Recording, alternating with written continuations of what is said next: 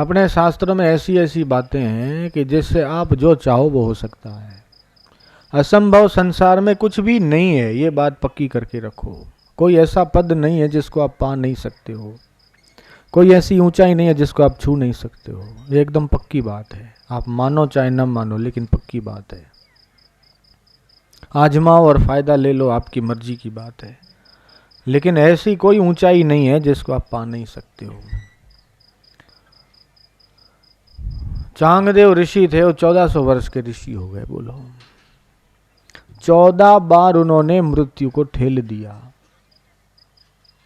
एक चित्रकार था, अपनी जो भूल है, अपनी जो कमी है और अपना जो अहंकार है, इन तीनों को कंट्रोल कर लेवे और मन को उस अनुसार ढाल देवे तो मनुष्य जो चाहे वो कर सकता है। एक चित्रकार था, ऐसी मूर्ति बनाता था कि जिंदा आदमी की वो मूर्ति बनाए, और जिंदे को और मूर्ति को दोनों को साथ में रखो तो पहचानना मुश्किल है कि ये सच्चा है कि वो सच्चा है। इतनी फर्स्ट क्लास मूर्ति बनाता था। समझो एक आदमी बैठा है, उसकी उसने मूर्ति बनाई, अब वो मूर्ति बैठी हुई है, उसके पास में उस आदमी को बिठा दो तो ये पहचानना मुश्किल है कि दोनों में से सच्चा कौन है। इतनी फर्स्ट क्लास, इतनी सूक्ष्मता से मूर्ति बनाता था। और बूढ़ा हो चला तो उसने सोचा कि मृत्यु आएगी और मेरे को मार ले जाएगी, मैं तो मृत्यु को धोखा दे दूंगा। उसने अपने जैसी 10 बनाई, 11 बनाई। चित्रकार ने अपनी जैसी हूबहू, जैसा वो खुद था वैसी की वैसी 11 मूर्ति बनाई। 11 मूर्ति बनाई और 12वां वो खड़ा हो गया। मृत्यु आई तो पहचानना मुश्किल कि 12 में से सच्चा कौन है। उठाना तो एक आदमी को है और उसी के जैसे हूबहू 12 आदमी दिख रहे हैं। अब 12 में से सच्चा कौन सा। मृत्यु हैरान हो गई, गई भगवान के पास, बोले फलाना फलाना आदमी है, उसकी मृत्यु का समय है, उसको उठाना है मृत्यु लोक से, लेकिन उसी के जैसे हूबहू 12 आदमी हैं। अब पहचानना मेरे लिए कठिन हो रहा है। अब क्या करूं। परमात्मा ने मृत्यु के मुंह में एक बात कह दी। बोले जा, इससे कभी कोई भी तू धोखा नहीं खाएगी, जिसको लेना होगा तू ले सकती है, तेरे को धोखा नहीं खाना पड़ेगा। और टेक्निक भगवान से समझ के वो मृत्यु वापस आई। देखा कि 12 के 12 आदमी खड़े हैं, यहां सोए हुए हैं। अब वो मृत्यु बोली कि मूर्तियां तो बहुत अच्छी है, लेकिन इनमें से एक जो मूर्ति है उसमें गलती रह गई है। बाकी सब की सब बहुत इतनी कारीगरी से बनी है कि पहचानना मुश्किल है, लेकिन जिसने भी बनाई है उसने इसमें एक गलती रख दी है। तो वो जो चित्रकार उन 12 के बीच खड़ा था, वो बाहर आके बोला कि कौन सी गलती रह गई है। जयराम जी की कौन सी इसमें गलती रह गई है। बाहर आए बोले यही गलती रह गई है कि ये जो अभिमान है कि मैंने बनाई है, वही अभिमान इसमें खतरनाक है, बस तेरे को लेना था, यही गलती रह गई है। जयराम जी की। तो मनुष्य का जो कृतित्व है, मनुष्य का जो अहंकार है, वो उसमें बाधा पड़ जाता है कि मैंने किया, मैंने किया। जो कर्तृत्व अपने आप को मानेगा तो भोक्तृत्व मान के रहेगा, कर्ता बनेगा तो भोक्ता बनेगा, भोक्ता कर्ता बनेगा तो उन दोनों का फल भोगते बिना रहेगा ही नहीं। अच्छा कर्म करेंगे तो उसका फल शुभ भोगना ही भोगना है, बुरा कर्म करेंगे तो बुरा फल भोगना ही भोगना है। लेकिन करने वाला बना रहेगा तो अच्छा और बुरा होगा, करने वाला नहीं रहेगा, हो रहा है तो फिर अच्छा बुरा दोनों से ऊपर उठ जाएगा। न शुभ है न अशुभ है, न स्वर्ग है न फिर नरक है, न पुण्यम न पापम, न सौख्यम न दुखम, मदो नैव मैं नैव माता न जन्मः।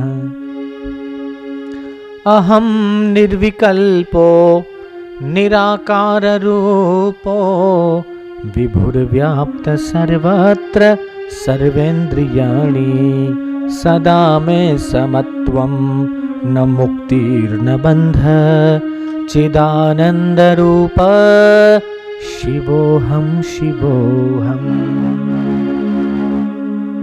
है ना कि जिसको बंधन है वो मुक्ति के लिए प्रयत्न करेगा, लेकिन जो अपने को बंधन में बंधा हुआ मानता है उसके लिए मुक्ति है। और बंधन में बंधा हुआ कौन मानेगा जो अपने आप को कर्ता मानेगा, भोक्ता मानेगा। तो ये कर्तृत्व और भोक्तृत्व यही बड़ा पाप है और इसी से बड़े बड़े पाप होते हैं। ये कर्तृत्व भोक्तृत्व हट जाए तो मुक्त है, आनंद ही आनंद है।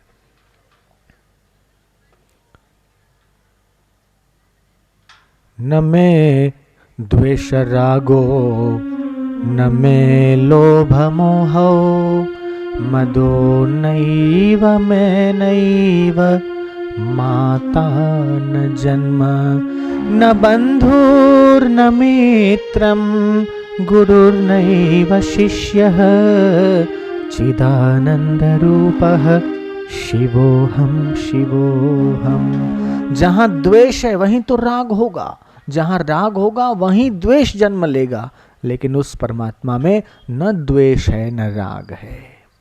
न मे लोभ मोह, वहां लोभ भी नहीं है, मोह भी नहीं है, मद भी नहीं है, मात्सर्य भी नहीं है, अहंकार भी नहीं है, कलना भी नहीं है, कल्पना भी नहीं है, कुछ नहीं है। फिर वहां बंधु भी नहीं है, सखा भी नहीं है, शत्रु भी नहीं है, मित्र भी नहीं है, माता भी नहीं है, पिता भी नहीं है, यहाँ तक कि फिर शिष्य भी नहीं है, गुरु भी नहीं है।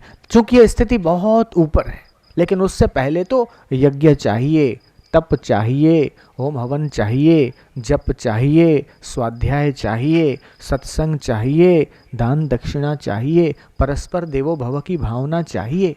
ये वेदांत उच्छृंखलता का वाद नहीं है। वेदांत तो सभी में अपने आत्मा का दर्शन कराता है। जो वेदांती बन जाते हैं और फिर उच्छृंखल हो जाते हैं, बोले क्या है, सब ब्रह्म है, जो मर्जी पड़े खा लो, जो मर्जी पड़े पी लो, तो मन के चक्कर में आ जाते हैं, वेदांती नहीं बनते, फिर वो मनांती बन जाते हो। उनका अंत फिर मन में आ जाता है, वेद में अंत नहीं आता उनका। और फिर ऐसे तो कई दिखेंगे वेदांती सांख्य योगी, बोले परमात्मा और कुछ नहीं, हम ही परमात्मा है। और अपने शरीर में अध्यास है वो तो जाता नहीं है, परिच्छिन्नता है वो तो जानती नहीं है, कोई जरा सा बुरा कह देता है तो चोट लग जाती है। तो वेदांती कहाँ हुए, तुम तो हो, अभी तो शरीर में अभिमान बना हुआ है। तो शरीर ब्रह्म नहीं है, और अगर शरीर को तुम ब्रह्म मानते हो तो सारे शरीरों को ब्रह्म मानो। जड़ चेतन जीव जग सकल राममयी जानी, जड़ में चेतन में वही परमात्मा है तो सब में वो परमात्मा देखो।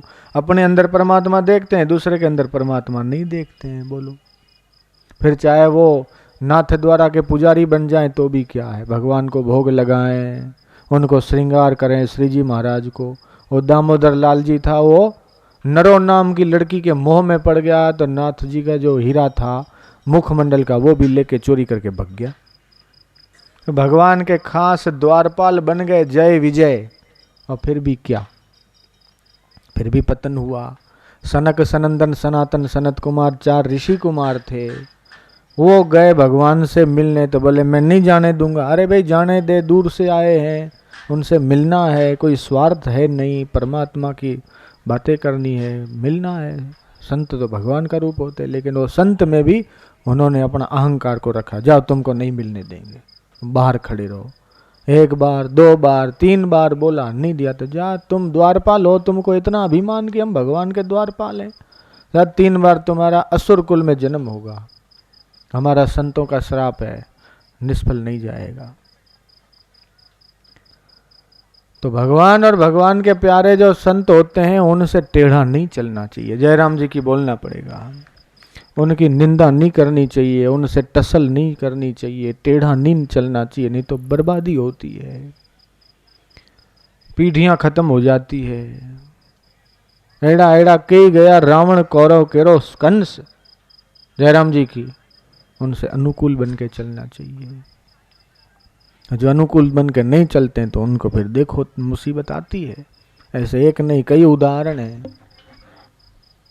संत सतावे तीनों जावे, तेज कुल और वंश, तेज बल और वंश, वो बलहीन हो जाएगा। संत को सताएगा तो बलहीन हो जाएगा, संत को सताएगा तेजोहीन हो जाएगा, संत को सताएगा उसका कुल बर्बाद हो जाएगा। और संत की सेवा करेगा, संत का अभिवादन करेगा, संत का स्वागत करेगा, तो संत तो अपने जन्मों का ही अंत कर चुके हैं। उनको अपने शरीर में ममता तो है नहीं, अहंकार तो है नहीं, वो तो सब में मेरा राम है, सब में मेरा ही आत्मा है, सब में परमात्मा है, सब में मेरा ही हाँ ईश्वर है, वो ये भाव से देखते हैं, और हम उनको गुण दोषमयी बुद्धि से देखते हैं और उनमें दोषारोपण करते हैं कि ये ऐसे हैं वैसे हैं, इनको ये नहीं करना चाहिए, इनको ये नहीं करना चाहिए, उनको वो नहीं करना चाहिए। तो हम हमारी बुद्धि से संत को तोलते हैं और वो तो गुण दोष दोनों से पार है, तो हमको दोष लगता है, संत को तो कोई फर्क नहीं पड़ता। तो जो संत का सम्मान करते हैं उनको तो अपने शरीर में अहंता होती नहीं, उनको तो अपने आत्मा में आत्मा के स्वरूप बन जाते हैं, सच्चिदानंद का अनुभव किए हुए होते हैं। तो संत का सम्मान नहीं होता, वो ब्रह्म का सम्मान हो जाता है, परमात्मा का सम्मान हो जाता है। तो ब्रह्म का सम्मान करने का उनको फल प्राप्त होता है। जो ब्रह्म ज्ञानी को भोजन कराता है तो ब्रह्म ज्ञानी विश्वात्मा होता है, पूरे विश्व को भोजन कराने का उसको फल प्राप्त हो जाता है। इसलिए गुरु नानक ने कहा, ब्रह्मज्ञानी की दृष्टि अमृत वर्षी, ब्रह्मज्ञानी अनाथों का नाथ, ब्रह्मज्ञानी का सबके ऊपर हाथ।